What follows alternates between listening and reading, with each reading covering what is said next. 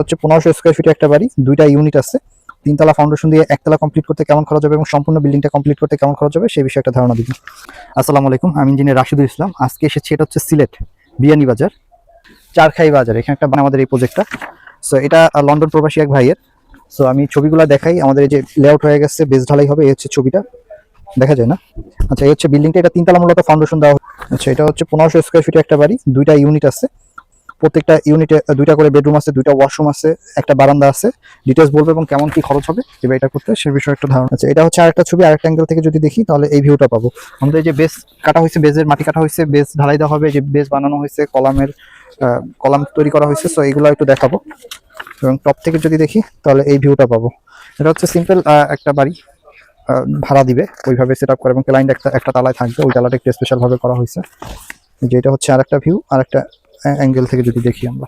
So আমরা যে already আমাদের কলাম তৈরি করা হয়েছে, এই যে কলামগুলো তৈরি করা হয়েছে, কিছু কলাম বসানো হয়েছে, এবং এই যে বেজের জন্য এখানে আসলে জায়গা একটু কম, এই কারণে লম্বা শেপের করা হয়েছে।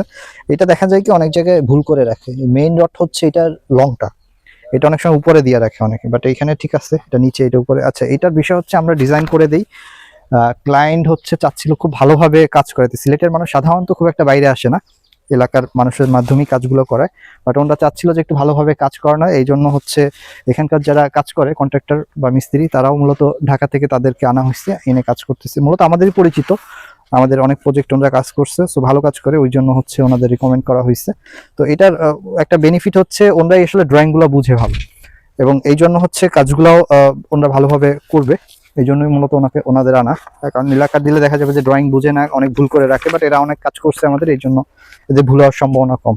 আচ্ছা, এখানে হচ্ছে যে কাজগুলো হচ্ছে খুব তিনতলা বিল্ডিং, বাট খুব ভালো মানের সিলেট স্টোন ইউজ করে করতেছে, যে খুব ভালো মানের স্টোন রাখা হয়েছে, এগুলো দিয়ে হচ্ছে করা হচ্ছে। এটা হচ্ছে 3-4 ডাউন, এবং এর সঙ্গে কিছু যে 1/2 ইঞ্চি ডাউন আছে, এগুলো মিক্স করা হবে যাতে স্টেনটা বেশি আসে, যেটা আমরা বলি গ্যাপ গ্রেড, যেটা ওটা কম হয়, ওয়েল গ্রেডেড, যাতে ভালো মানের হয়।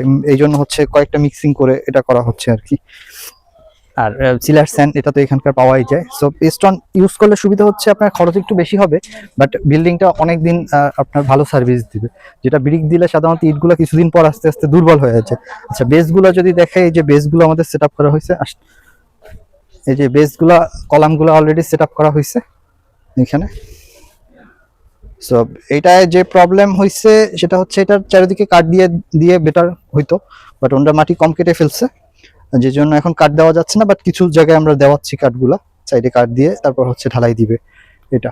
সো এটা মোটামুটি যদি ওনাদের যদি একতলা পর্যন্ত ওনারা কমপ্লিট করতে যায় তিনতলা ফাউন্ডেশন দিয়ে, তাহলে প্রায় হচ্ছে হয়তো বা 38 বা 40 লক্ষ টাকার মতো খরচ হবে ওনাদের এই প্রজেক্টটা কমপ্লিট করতে।